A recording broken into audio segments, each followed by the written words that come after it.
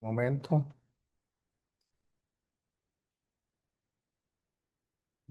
Y bienvenidos a los que están acá.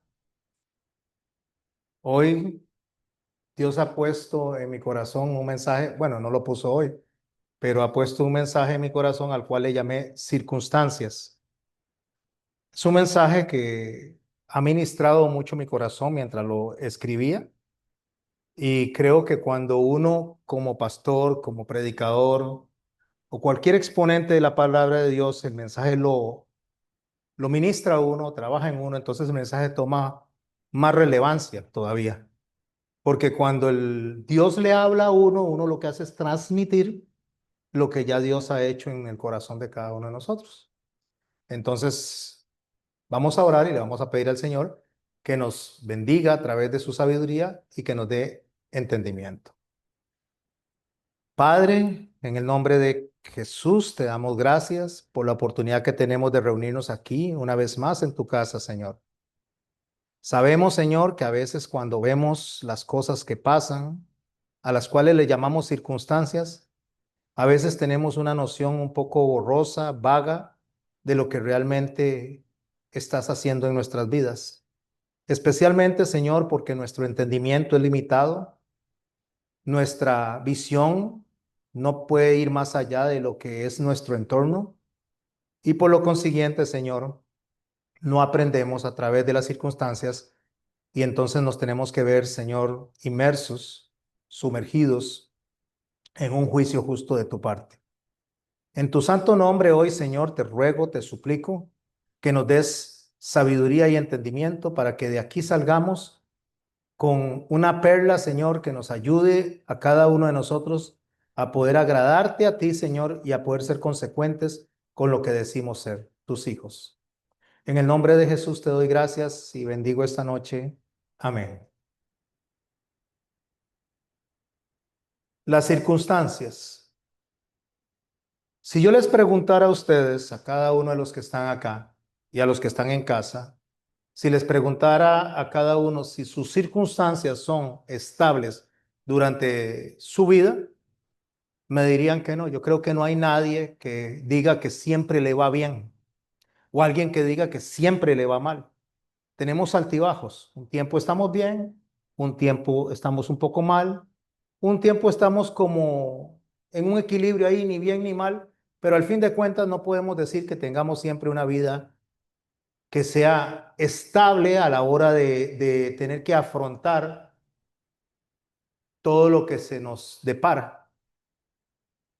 Y eso es porque hay circunstancias que vienen a nosotros en el día a día y cambian el rumbo por el cual estamos caminando. A nosotros nos toma por sorpresa y de hecho a veces las interpretamos como obstáculos, a veces creemos que son pruebas y otras veces entendemos que es Dios hablándonos a nosotros a través de las circunstancias, diciéndonos algo.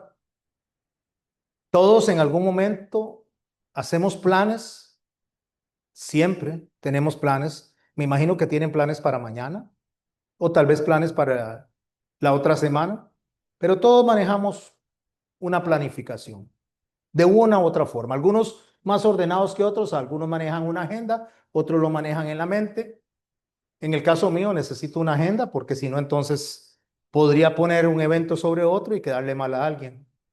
Creo que me he acostumbrado a eso y me ha funcionado muy bien. Hay otros que tienen una muy buena memoria y entonces manejan toda su agenda en su mente y no se comprometen dos veces en el mismo día con personas diferentes.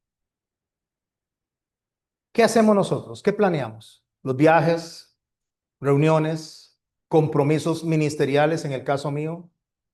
Sin embargo, una vez que hemos planeado todo lo que hemos contemplado, a veces para la semana, en otras ocasiones para el año y a veces para años a futuro.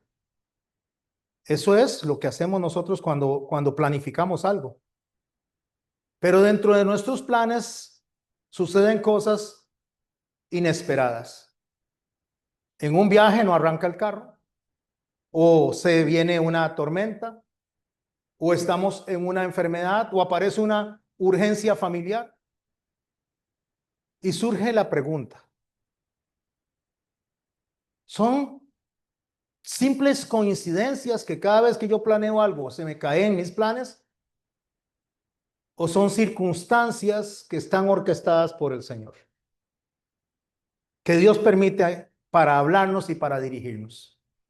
¿Cómo identificamos entonces cuando es la voz de Dios la que está hablando a través de esas circunstancias y por qué Dios habla de esa manera?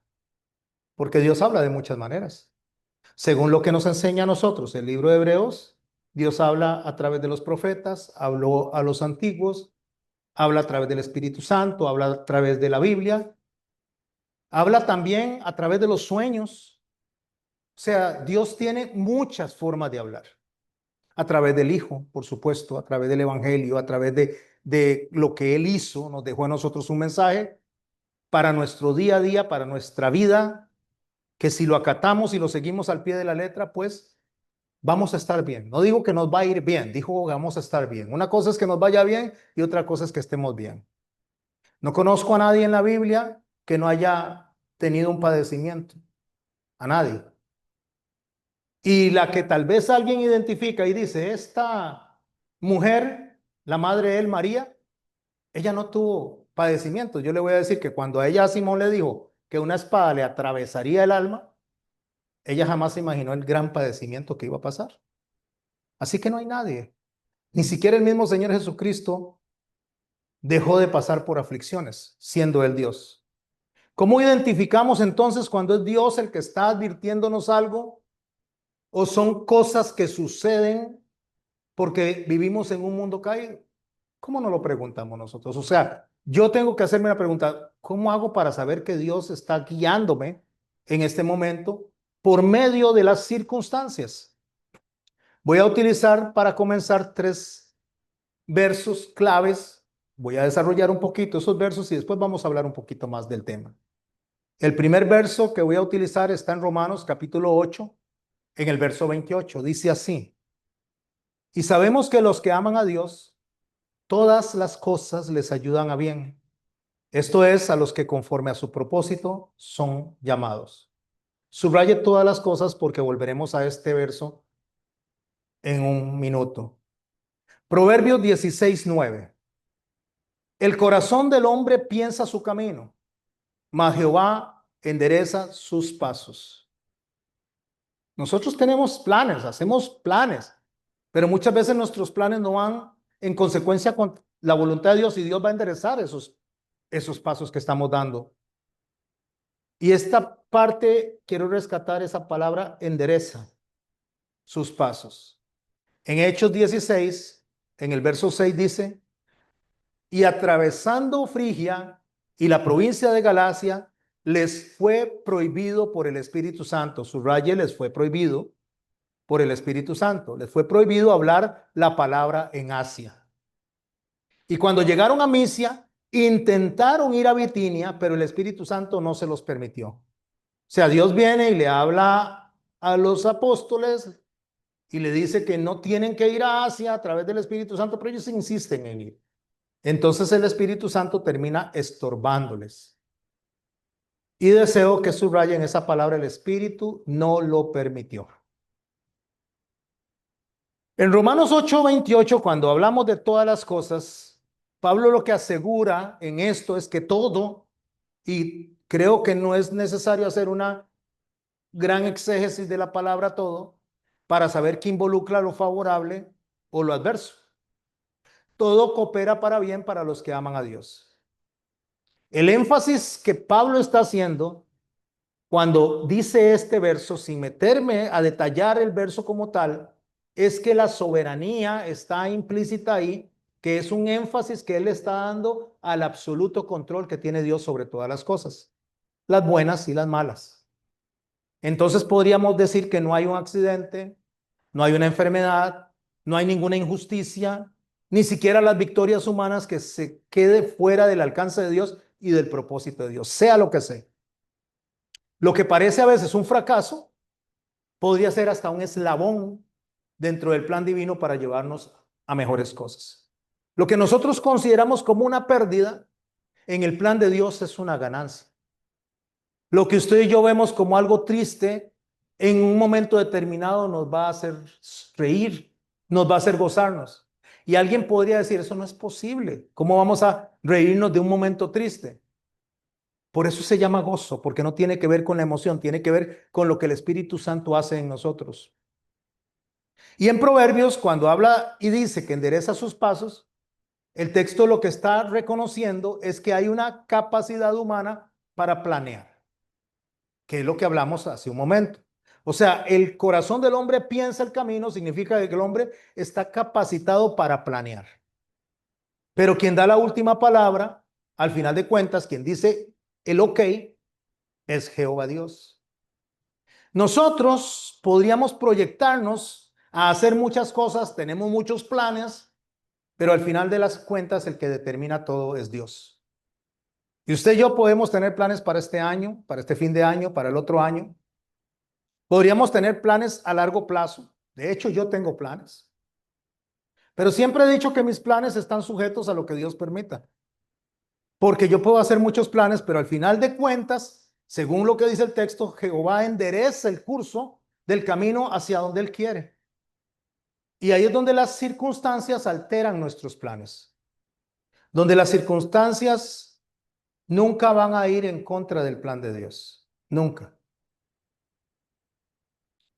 En Hechos, cuando habla de que el Espíritu Santo no lo permitió, Pablo lo que quería era ir a Asia, mas Dios trazó un límite y le dijo, de aquí no puede pasar y tiene que ir hacia el lado contrario. Si nosotros analizamos esto, Pablo quería predicar. Eso era lo que él iba a hacer, predicar. No es que Asia no iba a llegar el evangelio, es que no era el momento. Entonces el Señor dice, no, usted tiene que ir primero al lugar a donde yo lo estoy enviando. Entonces muchas veces lo que nos parece bueno a la dirección de Dios, aunque no sea malo, no es lo que entra dentro del plan de Dios perfecto para nuestras vidas. Aunque sea bueno, aunque nos parezca bueno, y aunque lo que estemos haciendo, según nuestro pensamiento, va a edificar a la iglesia o va a edificar nuestras vidas. Entonces, cuando nosotros vemos la negativa de Dios a través del Espíritu Santo para que Pablo fuera a predicar a Asia, no fue un rechazo al ministerio, fue una redirección de lo que él estaba haciendo. Entonces lo envía hacia Macedonia, donde tenía que abrir una nueva puerta para el evangelio. Y cuando eso sucede, cuando una puerta se cierra, es porque otra se está abriendo. Eso se llama redirección. Si nos vamos a la historia de José en Génesis, en el capítulo 37, no lo voy a leer, solo algunas porciones. Si nos vamos al Génesis, al capítulo 37, a escuchar la historia de José cuando fue vendido, las circunstancias de José fueron adversas. Fue vendido, acusado falsamente, fue encarcelado. Sin embargo, usted ve en varias ocasiones que el texto dice, y Jehová estaba con José. Cuando en Romanos 8:28, por eso utilicé esto como base, estos tres textos, nos habla de que todas las cosas ayudan para bien a los que aman a Dios y los que han sido llamados conforme a su propósito. En José podemos ver que el plan que estaba Dios guiando era de salvación.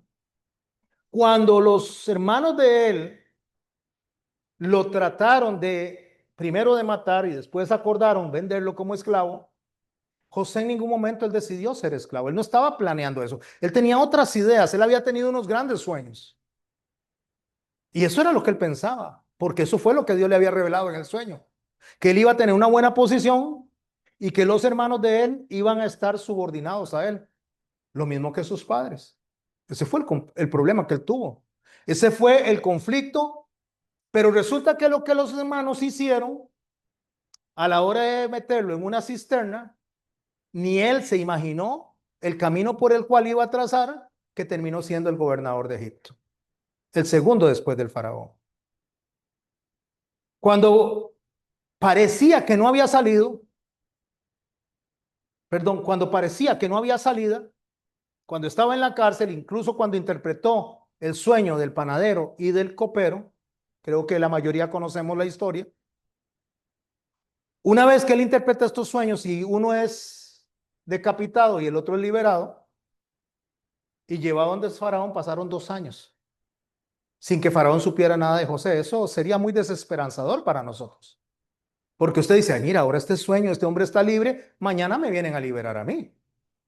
Pero pasaron 2 años, tuvo que esperar 2 años más antes de poder entender el propósito por el cual había sido permitido que sus hermanos lo vendieran. Así que la evidencia de que Dios está con nosotros, con usted y conmigo, no se mide por la ausencia de problemas, sino porque Dios está con nosotros en medio de nuestros problemas. Santiago, cuando escribe en su carta, en el capítulo 4, en el verso 13, dice estas sabias palabras. Vamos ahora, dice, los que decís, hoy y mañana iremos a tal ciudad y estaremos allá un año y traficaremos y ganaremos, cuando no sabéis lo que será mañana, porque ¿qué es vuestra vida? Ciertamente es neblina, dice, que se aparece por un poco de tiempo y luego se desvanece. En lugar de lo cual deberíais decir, si el Señor quiere, viviremos y haremos esto o aquello. Pero ahora os jactáis en vuestras soberbias.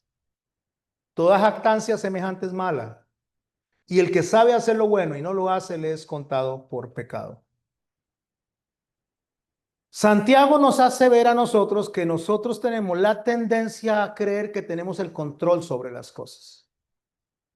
Y que al último que participamos en nuestros planes es a Dios mismo. No decimos si Dios quiere, sino que decimos voy a hacer esto y voy a hacer aquello. Y lo damos por un hecho.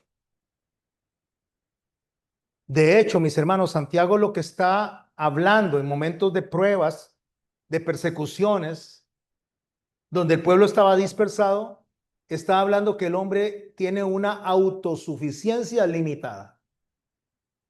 ¿Qué significa tener una autosuficiencia limitada? Significa que Dios nos permite tomar decisiones, avanzar en ciertos caminos, pero hasta cierto límite. En un momento no dice, ya no más, ya no caminen más por ahí. Hasta aquí se los permití. Lo podemos ver en la historia de Jonás, no la voy a repetir, pero vemos que a Jonás le permitió desviarse del camino, pero hasta donde él quiso. Cuando ya vio que Jonás no hacía cabeza, lo enderezó y lo trajo de regreso. Entonces Santiago nos dice que hay una actitud correcta en nuestros pensamientos. Si el Señor quiere, viviremos y haremos esto o aquello. Pero Santiago no está usando una muletilla religiosa como muchos la hacen. Ay, si Dios quiere.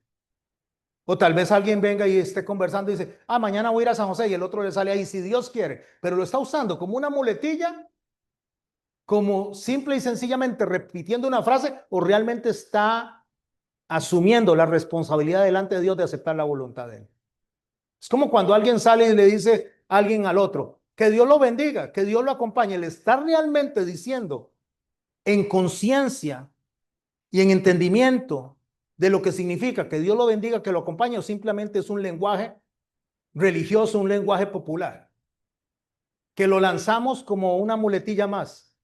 No, Santiago no lo está diciendo de esa manera. Santiago está reconociendo la soberanía de Dios en nuestra vida y que nuestros planes deben de estar sujetos a los planes de Dios. Ahora hay que tener en cuenta algo. No se trata de que no planeemos cosas, porque podríamos decir, bueno, entonces, ¿para qué voy a planear si Dios es el que tiene el control? De ahí viene la autosuficiencia de nosotros de poder planear, siempre y cuando seamos o hagamos de acuerdo en la consistencia de lo que es el carácter de Dios y de lo que es su voluntad. Pero cuando planeamos, cuando hacemos algo, cuando nosotros venimos y nos ponemos de acuerdo entre todos, nosotros debemos de planear con humildad, sabiendo que al final Dios tiene la última palabra. Por eso Él dice, decir, yo tengo el control y lo lograré, y me aseguraré de aquello no es ser consecuentes con la voluntad de Dios. Nosotros tenemos que reconocer la dependencia que tenemos de Dios. Porque si nosotros no reconocemos eso y creemos que nosotros tenemos el control de nuestras vidas, estamos usurpando la gloria de Dios. O usurpando no, porque sería una palabra tal vez equivocada de mi parte, porque jamás vamos a poder usurpar a Dios, pero pretendemos usurpar a Dios. Y cada vez que ignoramos a Dios en nuestros planes, estamos reemplazando los planes de Dios por nuestro ego. Y a partir de aquí, mis hermanos y mis hermanas, es donde el mensaje empieza a trabajar en mí y empieza a ministrarme, como lo expliqué a la hora de comenzar esta charla. Porque la jactancia y el ego se convierten en usted y en mí en un estorbo para la voluntad de Dios.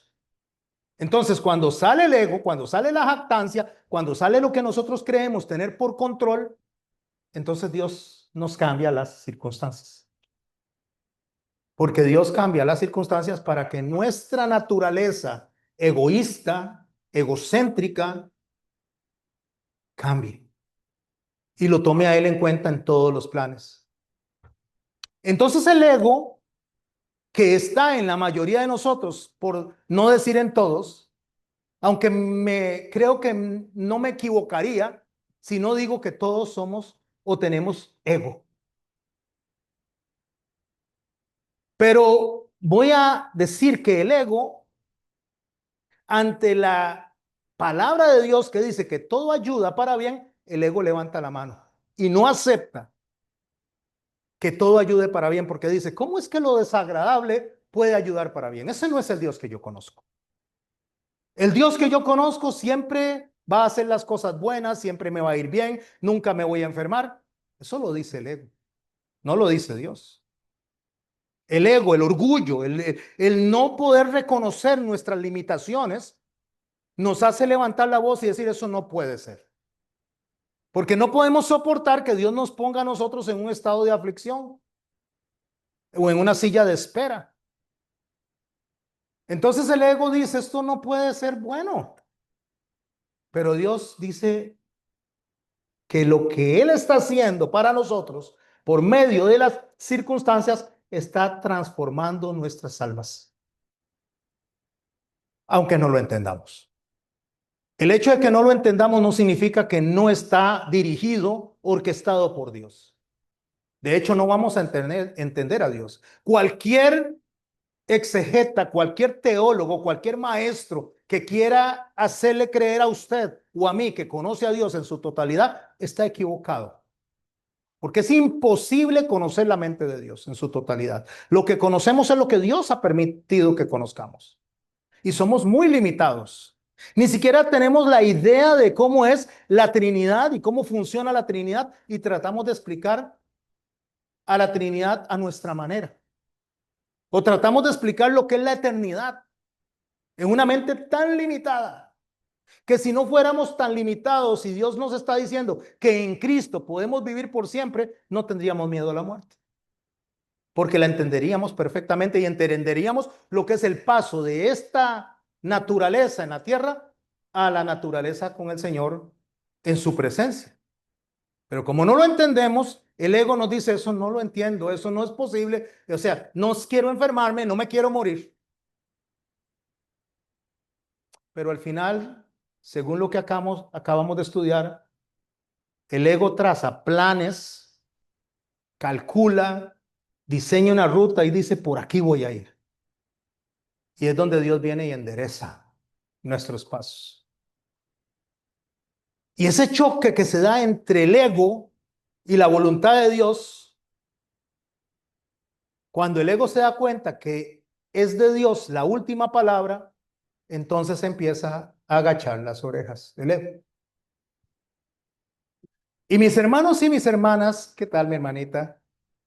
Y mis hermanos y mis hermanas, esto me recuerda a mí cuando hicimos el estudio de ovejas. Había una ovejita a la cual le llamamos la perniquebrada, o le llama la Biblia la perniquebrada. Esta oveja se salía del camino, andaba a su propio ritmo, a su propia voluntad, corría más adelante de que todo el rebaño. Y entonces Dios tomaba a la oveja en la figura del pastor para enseñarnos a nosotros cómo Él hace con nosotros. Y toma a la ovejita el pastor, le pone la piernita en un tronco o en una piedra y con el bastón le da al muslo y lo revienta, el músculo del muslo. Entonces la oveja automáticamente queda renca. El pastor la venda, la cuida hasta que sane y una vez que sana la oveja queda renca. No puede ir ni más rápido, sino que tiene que ir al ritmo del pastor. Es más, tiene que ir a la par del pastor. No tiene otra opción.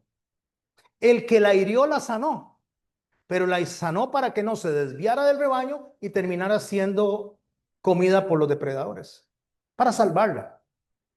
Y las circunstancias a veces para nosotros son adversas porque Dios está protegiéndonos aunque no nos estemos dando cuenta. Pero el ego lucha con eso porque no lo acepta. El ego dice, no, no, no, no, eso no puede ser. No puede ser de Dios que Dios venga a lastimarme. Pero hoy vamos a aprender que el Espíritu Santo establece límites y esos límites que el ego no puede traspasar se llaman circunstancias. Cuando hablamos de José, si el ego hubiera estado funcionando en José como funciona en nosotros, él podría haber dicho, el ego de José, soy el hijo amado, tengo sueños, todo me va a salir bien. Pero nos damos cuenta que Dios permite que este hombre sea vendido, sea llevado a la cárcel, sea traicionado, porque cada circunstancia que él estaba pasando estaba escribiendo un propósito mayor. Si el ego de José hubiera tomado el control, José habría buscado defenderse desde el principio, vengarse cuando estaba con el faraón. Cuando llegaron sus hermanos pudo haberlos mandado a matar a todos, pero se habría salido del plan de Dios. En cambio, ¿qué fue lo que hizo? Reconoció que Jehová estaba con él y que aunque todo parecía desfavorable, Dios lo había enviado al frente para salvación, para preservación de vida. Nosotros durante las diferentes circunstancias que pasamos, a veces no logramos ver bien. Ejemplo, voy a hablar de diferentes circunstancias por las cuales yo he pasado o algunos han pasado. Hay algo que se conoce dentro del vocabulario de nosotros los ministros, púlpito pequeño, así se le conoce. El púlpito pequeño se refiere a auditorios pequeños, a lugares donde hay poquita gente. Que si a mí me invitan a predicar, ejemplo, o me invitaron en una oportunidad o me invitaban a Pocora, yo iba y se encontraba usted con un público pequeño. Eso es púlpito pequeño, eso se le llama. No es el tamaño del púlpito en sí, sino la cantidad de personas que están al frente del púlpito. El ego sueña con multitudes. El ego sueña con auditorios llenos. El ego sueña con reconocimiento. El ego sueña de que la iglesia que pastorea un individuo esté llena. 2,000, 3,000, 4,000, 5,000 personas. Y el ego a veces cuando ve a pastores de mucho reconocimiento, que tienen auditorios de 40,000, de 30,000, el ego dice, pero ¿por qué ellos tienen esa cantidad de personas y yo no? Eso hace el ego, mis hermanos. El ego desearía llegar a predicarle por lo menos a un templo que esté abarrotado, hasta gente afuera esperando. Yo recuerdo cuando en mis tiempos de juventud tenía una disco móvil. Entonces nosotros llegábamos y lo que hacíamos era presentar música entreteniendo a la gente porque éramos una disco móvil pequeña mientras llegaban las discomóviles más grandes o hacían función las discomóviles más grandes. Barracuda, Correcaminos, son las que se me vienen a la mente en este momento. Cuando nosotros llegábamos, porque éramos los que básicamente éramos como los teloneros de las discos móviles, eso se da mucho en los artistas, ponen un telonero. En el caso de nosotros, llegábamos como para que la gente no se aburriera de esperar a que iniciara el baile, entonces a nosotros nos tocaba estar en eso. Y eran un poquito de personas las que habían. Pero cuando ya iba a iniciar Barracuda, Corre Caminos, o una que se llamaba La Rompecocos, no me acuerdo de muchos nombres, mira, eso era así. La gente haciendo fila, la gente buscando ver en qué oportunidad y era una locura. Y uno veía eso y dice, sí, pero nosotros, claro, nosotros éramos una disco móvil pequeñita, aunque fuera una disco móvil que tenía buen sonido y todo eso, era inimaginable a la par de esas otras que cuando usted pasaba a 1 kilómetro retumbaba el piso y se oía por todo lado. Bueno, eso nos gustaría a nosotros, los pastores, cuando el ego es el que dicta lo que debería, según el ego, ser. Tener un montón de gente. Un montón de gente y que la gente diga, ya está la iglesia donde está el pastor Garmendia. Mira cómo se llena eso. Tienen que hacer 3 cultos. Es más, a veces tienen que hacer hasta 4 cultos, en la mañana, al mediodía, en la tarde y en la noche. Porque eso pasa cuando una iglesia empieza a recibir una multitud. Y el ego, en ese momento, dice, ¿por qué yo tengo un púlpito pequeño? ¿Por qué no tengo aquello? Y aquellos ni siquiera están enseñando correctamente. Y ciertamente se dan mucho más al entretenimiento, se dan mucho más al mover las emociones. Hay luces, hay músicos, hay instrumentos, hay de todo. Y aparte de eso, tienen unos escenarios increíbles, sin contar las sillas para el auditorio, salones por todo lado. Porque eso hace que la cantidad de gente esté bien, la misma multitud, porque generan mucho dinero. Entonces, cuando usted tiene un púlpito pequeño y a veces nos alcanza con costo para pagar el alquiler y la luz. Y ahí vamos saliendo adelante. Pero Dios en su soberanía mueve las circunstancias para que aprendamos a ser fieles en medio de los poquitos. Como Jesús, que estaba con 12. Jesús no tenía multitudes. Sí, pastor, pero habían 5,000. Sí, pero llegaban para que le dieran de comer. Y justamente eso es lo que pasa con esas multitudes. Llegan para que los entretengan. Cuando no hay entretenimiento, entonces las multitudes no se acercan los que realmente aman la palabra y realmente quieren una transformación de vida. Entonces por eso el ego rechaza el púlpito pequeño. Pero resulta que el púlpito pequeño, donde hay pocas personas que aman verdaderamente la palabra y quieren invertir más de 1 hora, hora y media, escuchando la palabra y no escuchando un montón de tambores, música, luces, niebla, neblina, todo esto como si fuera una disco móvil, esas poquito de personas sí quieren estar en el púlpito pequeño porque se están formando, están aprendiendo, porque cambia la vida, porque sus vidas cambian. Entonces el Señor nos enseña a nosotros a que debemos de aprender a disfrutar estar con 3 personas, 100 personas o 1000 personas. Que no veamos la cantidad, sino la obra que Él está haciendo en cada una de las personas que se sientan. ¿Cuántos de ustedes consideran que su vida ha cambiado en los últimos años? Decía una vez el hermano Esteban que alguien le preguntó, ¿y por qué usted va a esa iglesia? Porque mi vida y la de mi familia ha cambiado. Y creo que ahí es donde nosotros debemos de concentrarnos, donde Dios viene y cumple el propósito en nuestras vidas, no por la cantidad de personas que somos, sino por las personas fieles que queremos ser. Y digo queremos porque luchamos nosotros también con eso. Un día tenemos ganas de venir, otro día no queremos venir. Un día tenemos una euforia por estar adorando y otro día no. Somos seres humanos que tenemos altibajos. No conozco a nadie que no tenga altibajos. Creyente o no creyente, un día estamos felices y otro día estamos tristes. Otro ejemplo es una casa modesta. Si tenemos una casa pequeña, el ego dice, no, tenemos que ampliar la casa. Tenemos que meterle cosas buenas a la casa, buenos muebles. Y como le metemos buenos muebles, ahora son muebles muy grandes, entonces tenemos que correr las paredes para que quepan estos muebles. Y empezamos a construir una casa enorme, donde queremos meter a todos nuestros hijos. Y tenemos la excusa, es que cuando yo me muera, mis hijos se van a quedar con esto. Y déjeme decirle que mis hijos apenas encuentran a alguien de cual se enamoran, se van.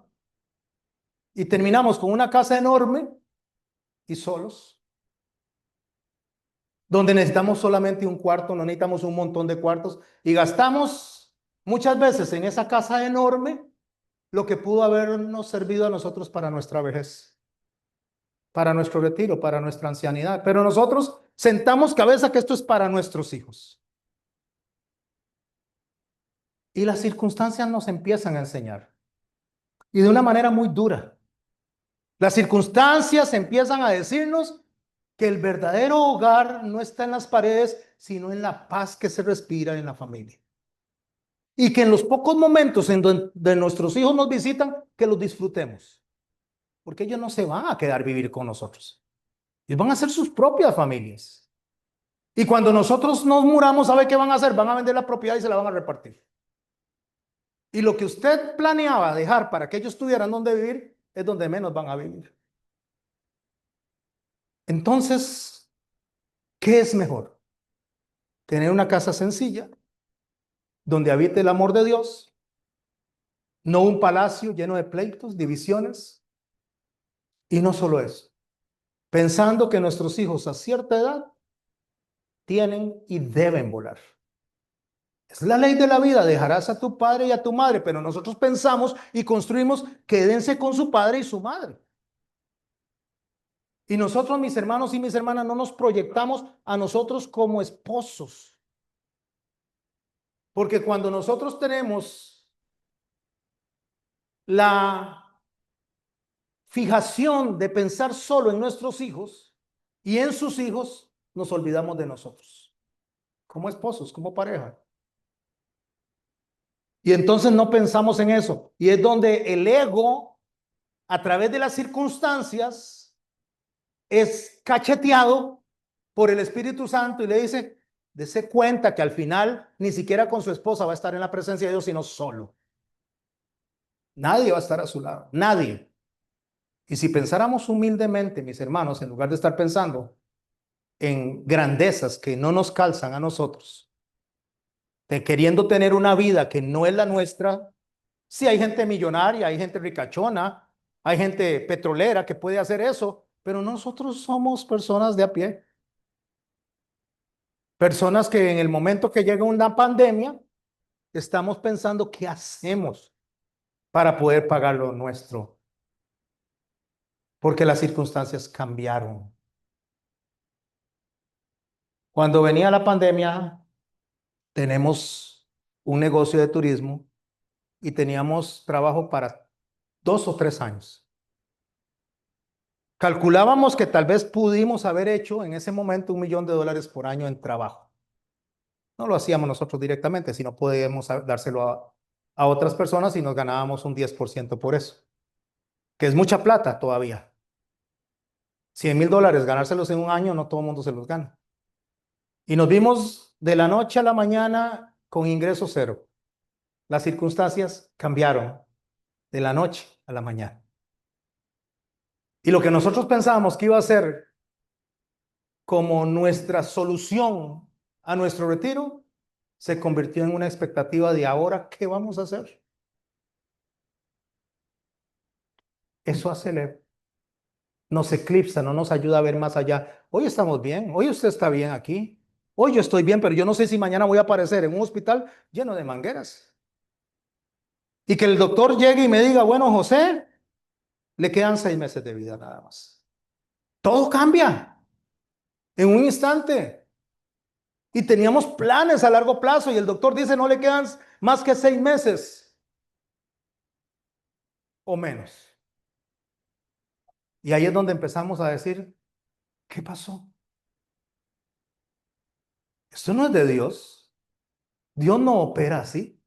Déjeme decirle que en medio de eso Dios está en perfecto control de lo que está sucediendo. Transporte. El ego nos dice, usted tiene un estatus alto, gana bien, debe tener un carro último modelo. Y cuando pase un año lo cambia. Y cuando pase otro año lo cambia. Eso dice el ego. Pero Dios a través de las circunstancias nos recuerda el verdadero valor de la vida. Y que hacia donde vamos no nos va a llevar un carro último modelo, sea de la marca que sea. Pero el ego dice, no, no, ¿cómo va a ser? Usted necesita el mejor carro. Cambian las circunstancias y tenemos que viajar en autobús porque perdemos el carro, porque nos lo quitan, porque lo roban y no le teníamos seguro, porque lo chocaron y no teníamos cómo repararlo. No importa cuál es la circunstancia, terminamos viajando en autobús. Un corazón agradecido dice, gracias Señor, porque tengo la posibilidad de caminar, desplazarme, subir a un autobús y viajar. Pero resulta que el viaje más apreciado que nosotros vamos a tener es a la presencia de Dios. Y para llegar ahí no necesita carro ni autobús. No es la forma en que se llega. Entonces las circunstancias nos hablan en ese momento también. Las circunstancias nos dicen, no, no, no, no. Yo le di a ustedes dos piernas y con eso se pueden desplazar y no las han valorado. Y puede caminar donde sea. Podría ser que de la noche a la mañana haya un hecatombe mundial y se acabe la gasolina y se acabe todo y tengamos que caminar. Como en los tiempos antiguos, cuando el Señor Jesucristo caminaba por cientos y miles de kilómetros. Ay, mis hijos, ay, es que mis hijos son lo mejor para mí, es lo máximo para mí, mis hijos. Yo quiero hacerle a mis hijos una fiesta soñada, la mejor fiesta, especialmente si tienen una muchacha. Porque se nos ha dicho que los 15 años son lo máximo y que hay que hacer lo que sea para que esos sean extraordinarios. Entonces el ego dice, mi hija debe tener todo lo que yo no tuve. Mi hija tiene que ser la reina del barrio, de la familia, aunque sea por el día de su cumpleaños. Pero las circunstancias nos ubican. Y ahí es donde nosotros empezamos a aprender a valorar que mientras tengamos vestido y alimento, es de agradecerlo a Dios. Les cuento algo. Cuando mi hija cumplió 15 años, nosotros estábamos pasando por circunstancias muy difíciles, económicamente. Yo había conseguido un trabajo en el aeropuerto Juan Santa María. Conocí a una persona que llegó a ser un buen amigo. Ya él goza en la presencia del Señor. El Señor decidió llamarlo a él antes que a mí para rendir cuentas. Luis Rojas. Luis Rojas era una persona que se quitaba el plato de la boca para dárselo a la otra persona. Luis Rojas en una oportunidad, cuando yo pasé por una necesidad, como en este caso, agarró su aguinaldo completo, lo firmó, lo endosó, en ese momento eran cheques los que se hacían, se lo endosó y me dice, tome, resuelva su problema. Luis, ¿cómo se le ocurre? Vaya, voy a decir que me dijo Tony, aunque no me dijo Tony, usó otra palabra que no la voy a repetir, pero vaya y resuelva su problema. Cuando mi hija cumple 15 años, yo no tenía pero ni para un pastel, mucho menos para una fiesta. Y para adornos, cero. Y para comprar un vestido, jamás. No tenía nada. Pero resulta que Luis, llegué y me preguntó, como 3 días antes del cumpleaños de mi hija de 15 años, y me dice, José, ¿qué ella planeó para su hija? Digo, nada, Luis, no tengo nada. O sea, con costo tenemos para comer y voy a planear una fiesta. Pero es un día especial. Y yo me acuerdo que él agarró y empezamos a trabajar como a las 6 de la mañana, 7 de la mañana. En ese momento era un movimiento que había en el aeropuerto increíble. Yo creo que son los mejores tiempos que ha habido de turismo. Al finalizar en la noche, cuando ya iban a ser como las 10 de la noche, poco antes de llegar los últimos vuelos, solo quedaba el vuelo de United, que llegaba a la 1, 2 de la mañana, y Luis se acercó y me dio 50 billetes de 1.000. Y me dijo, tome aquí esta vaya para que le compre algo, o le dé algo, o haga algo con esto para ella. Porque no puede ser que ella no tenga aunque sea un regalo. Y así fue. Mi esposa, como es muy curiosa, hizo como un abanico con los billetes, los puso en un tarrito, así fue, ¿verdad, mi amor? Tarrito. Y eso fue lo que le dimos. Por ahí anda una foto donde ella está sonriendo y con ese abanico de billetes. Pero ella tuvo eso porque Luis fue generoso con nosotros. Pues en otra oportunidad Dios me permitió darle vuelta una vez que él estaba mal y hice yo lo mismo, lo digo para que podamos ver cómo nos retribuíamos nosotros. Y yo le firmé también, tomé aquí está resuelto. Lo que quiero decir, mis hermanos, es que yo pensaba en una fiesta increíble. Cuando mi hija nace y está bebita, tal vez de unos meses, yo no estaba recostado en la cama y ella la tenía aquí en este brazo, creo que era, chiquitita, una cosita, así era una bolita. Y yo me volteo donde mi esposa y le digo, y de aquí a que cumpla 15 años, imagínense. Ya lo veía lejísimos eso yo. Pero pasaron los 15 años y ahora ni le digo cuántos años tiene, porque ya ha pasado mucho tiempo. Lo que sí les digo, mis hermanos, es que las circunstancias cambian y muchas veces en medio de las circunstancias Dios envía ángeles. No ángeles del cielo, sino personas que son usadas como ángeles para extenderle la mano a uno. Y entonces ahí Dios enseña solidaridad, enseña amor y gratitud también. Dios nos bendice a través de otras personas, pero muchas veces nosotros no entendemos realmente lo que está pasando cuando Dios hace eso por medio de las circunstancias. Dice Isaías 59:1 para poder darle un poquito más de contenido a la historia que les acabo de explicar. No lo digo por decirlo. A mí me gusta tener una base antes de enseñar algo, una base que nos ayude a nosotros a poder entender qué es lo que está pasando y nos dé interpretación a un verso. Y en Isaías, en el verso 1 del capítulo 59 dice, he aquí que no se ha acortado la mano de Jehová para salvar, ni se ha agravado su oído para oír. Si bien es cierto que está hablando de la salvación, que la mano no se ha cortado, no está hablando solo de eso.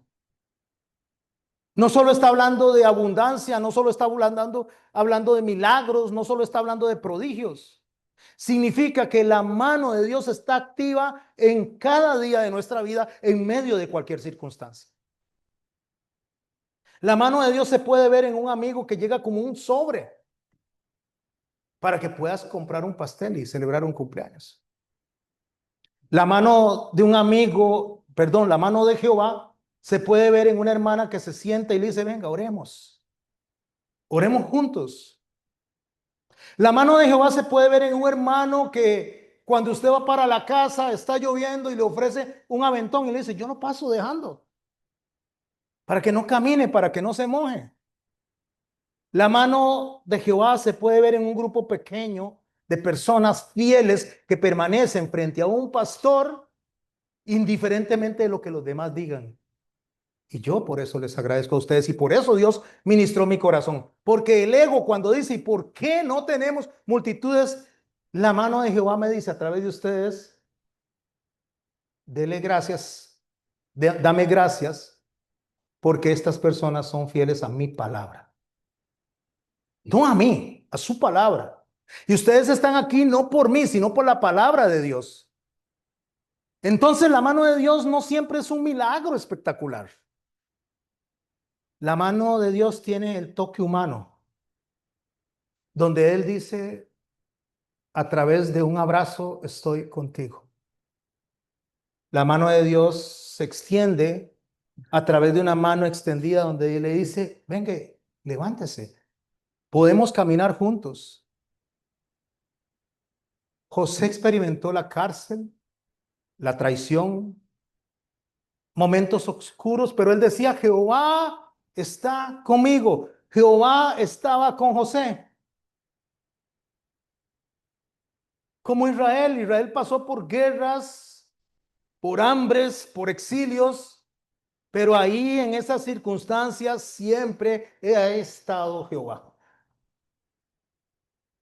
Yo lo viví en aquel día cuando mi hija cumplió 15 años y lo he vivido en otras ocasiones, pero ahí estaba la mano de Jehová extendida a través de mi amigo Luis. Él no está acá y al día de hoy la acción de bondad y generosidad está presente en mi mente, en mi vida, en la de mi esposa y en la de mi hija. Porque eran circunstancias adversas. Yo pensaba que le había fallado a mi esposa porque no había sido un buen administrador. Y sí, sí es cierto. Pero Dios en medio de mis errores, en medio de mis equivocaciones, en medio de todas mis falencias, ahí estaba la mano de Jehová. O sea, en medio de todo Dios provee de maneras inesperadas. Y lo sigo viviendo hoy. Porque no importa cuán difíciles sean las circunstancias, Dios sigue hablando y Dios sigue dirigiendo a su pueblo, si lo sabemos escuchar. Cuando estoy escribiendo esto, una de las cosas que me viene a la mente es Oseas capítulo 11. Y no lo voy a leer todo, solo voy a leer 4 versos. Oseas capítulo 11, verso 1, dice, y cuando Israel era muchacho, yo lo amé. De Egipto llamé a mi hijo. Cuanto más yo los llamaba, tanto más se alejaba de mí. A los Baales sacrificaban y a los ídolos ofrecían sahumerios. Préstele atención al verso 3. Y con todo esto, o sea, a pesar de idólatras, a pesar de estar ofreciendo sacrificios a otros dioses, dice, con todo esto, yo le enseñaba a andar al mismo Efraín, tomando de los brazos, y no conoció que yo lo cuidaba. Con cuerdas humanas lo atraje, con cuerdas de amor. Fui para ellos como los que alzan el yugo sobre la cerviz y puse delante de ellos comida. Yo empiezo a analizar el texto y me imagino un niño pequeñito que anda gateando, se agarra de las sillas y se trata de poner de pie porque el niño quiere estar de pie en la naturaleza, ponerse de pie. El niño gatea porque todavía no tiene ni la condición, ni el equilibrio, ni la fuerza en las piernas para poder caminar. Entonces busca la mano de la mamá para que la mamá lo sostenga, porque la mamá lo sostiene, entonces da pasitos ahí medio tambaleándose, pero él sabe que está de la mano de la mamá, está sostenido de la mano de la mamá. Él no tiene miedo, me agarro de mi mamá. Y ahí la mamá va por toda la casa agachada, le duele la espalda, pero allá caminando, la agarra de las 2 manitas. Y el chiquito ahí da unos pasos, uno que otro. Tiene los piecitos como gorditos y tienen así como, son como la planta de los pies como unas balancitas. Entonces no se han acomodado y ahí va la mamá. Cansada termina la mujer, con la espalda casi reventada, pero ahí va para llevar a su chiquito. Pero resulta que el niño ya agarra equilibrio, la plantita de los pies se le pone más de acorde a como debe ser para que camine, las piernitas agarran fuerza y entonces la mamá le hace a tomar la mano y la quita. Quite, ya no, usted no, ya no la necesito. Vea, mi amor, venga, que quite la mano. Ah, le hacen. Y unos berrinches. Y la mamá hace alzarlo y bájeme, quiero caminar. Al principio busca la mano de la madre para poder levantarse del suelo, pero después no quiere la mano de la madre. La rechaza. Así somos nosotros. A veces estamos en circunstancias adversas, deprimidos. Tal vez no tenemos a veces ni para comprar la comida, a veces ni para pagar las cuentas básicas. Me van a cortar la luz, me van a quitar el teléfono. Y Dios viene y utiliza manos humanas, utiliza personas que nos extienden la mano, que nos toman de la mano y dice, sí, venga, tome de la mano, vamos conmigo, vamos caminando juntos. No estás sola. Pero una vez que las circunstancias ya no son tan adversas, no, no, ya no me agarre la mano, ya, déjeme, como los chiquitos, déjeme. Ese es el lenguaje de las circunstancias, ese es el lenguaje a veces de la ingratitud, es el lenguaje donde olvidamos quién puso en la mesa un plato de comida cuando no podíamos. Es el lenguaje donde olvidamos quién vino y puso unos billetes en nuestra mano para que una hija pudiera tener por lo menos un obsequio en un día especial para su vida. Ese es el lenguaje donde cuando tengo carro, se me olvida que me hicieron un aventón a la casa y no llevo a nadie. Ahora yo voy solo. Ese es el lenguaje donde llorábamos y deseábamos un brazo que nos abrazara y ahora queremos estar solos porque nos sentimos que estamos bien. Así es con Dios. Lloramos, Señor, por favor, ayúdame a salir de esto, Señor, ayúdame a salir adelante. Sí, en ese momento estamos comprometidos, oramos, rogamos, suplicamos, prometemos. Dame la mano porque quiero caminar, quiero dar pasitos. Y Dios nos agarra de la mano y dice, lo llevo de la mano y no se daba cuenta que yo lo estaba llevando. Pero cuando ya nos sentimos de nuevo fortalecidos, cuando ya hay más comidita en la refri, cuando ya tenemos un carrito y ya está libre y ya no tenemos los conflictos que teníamos, suélteme ya, suélteme, ya puedo caminar solo.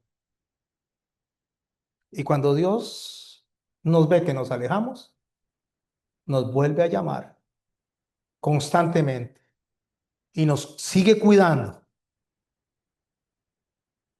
y nos sigue diciendo, cuando tenían el yugo pesado, yo estaba ahí.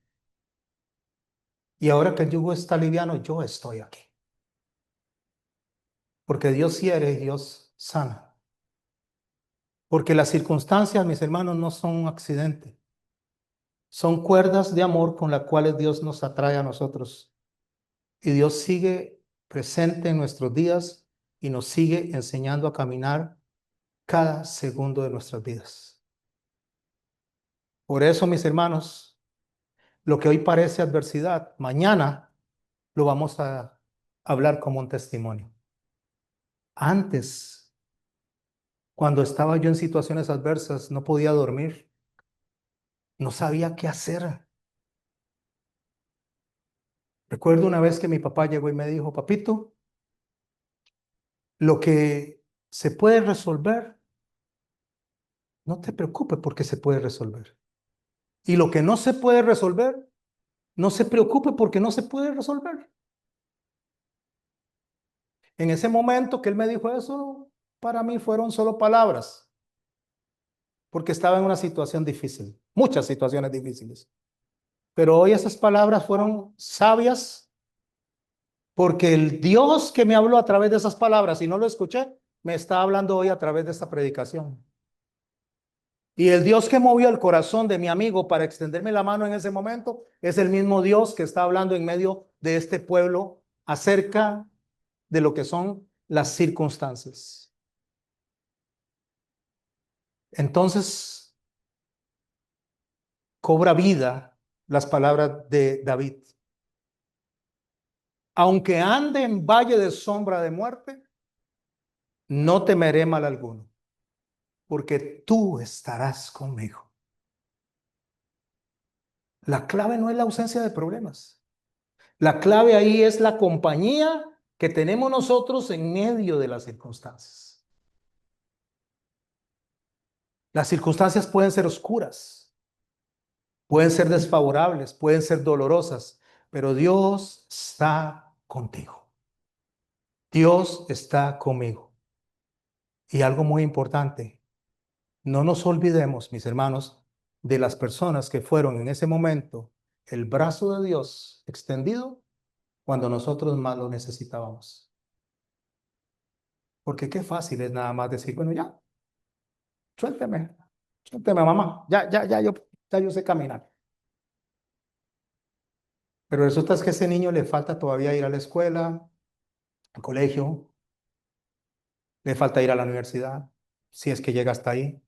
Le falta enfrentar el trabajo y lo más duro, le falta enfrentar la vida sin papá y sin mamá. Porque ya papá y mamá no van a estar ahí para decirle, venga, yo le doy la mano. Pero Dios dice, aunque tu padre y tu madre te dejare, con todo yo estaré ahí. Y cuando habla de dejar nuestros padres, habla de abandono, pero es para decirnos a nosotros que aún si no hubieran amigos, aún si no hubieran manos extendidas, Dios está con usted y conmigo. Pero ante todo, mis hermanos y mis hermanas, debemos de aprender a escuchar la voz de Dios en medio de las circunstancias. Quiero decir unas palabras que tal vez no las escuchen las personas o no las escuchen los que deberían de escucharlas, pero las escucha mi alma, mi corazón, y Dios las entiende. Quiero dar gracias por el día que hicieron que mi hija tuviera un día especial. Quiero dar gracias por aquellos tacos ricos que nos hacían al invitarnos a su casa. Quiero dar gracias por el día que llegaron a mi puerta con un pollo que parecía un pavo cuando no teníamos en ese momento nada que poner en la mesa. Quiero dar gracias por aquellas personas que dijeron, aquí está José, tome esta platica para que pueda salir adelante y me extendieron la mano para que iniciara en turismo, que no están en mi vida, pero extendieron la mano. Quiero dar gracias por las personas que me invitaron a predicar, por las enseñanzas que recibieron, por el amor y la gentileza con que nos recibieron a mi esposa y a mí cuando íbamos a los diferentes lugares. Quiero dar gracias por las tortillitas, por los tamales, por las horas de conversación que tuvimos en Heredia hasta las 11 de la noche.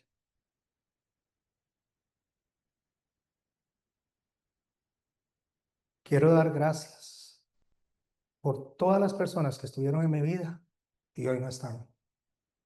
Sea que se hayan ido enojados o que se hayan ido por las diferentes circunstancias o por los que Dios llamó a su gloria.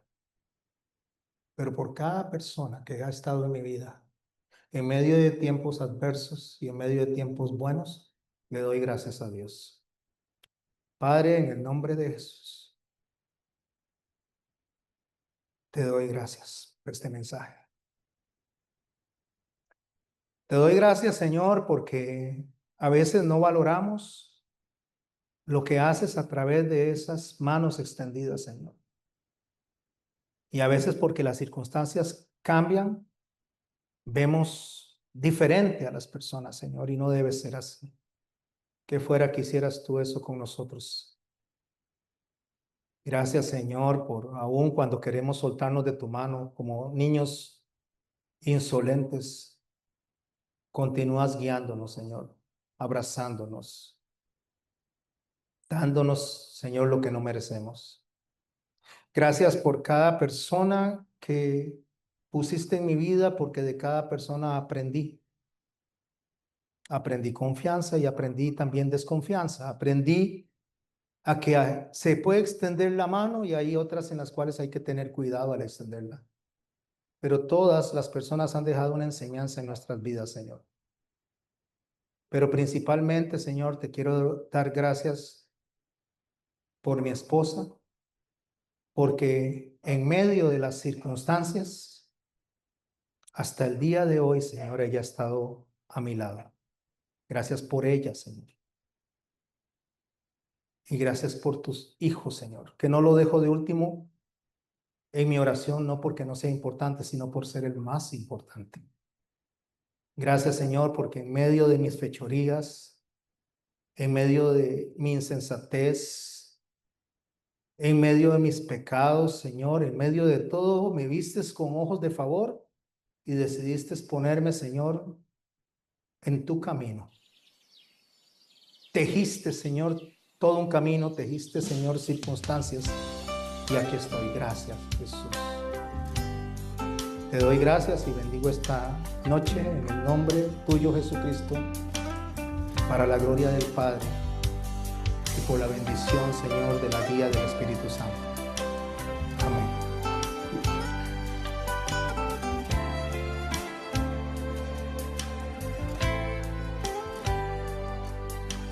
Quiero escuchar tu dulce voz, rompiendo el silencio en mi ser.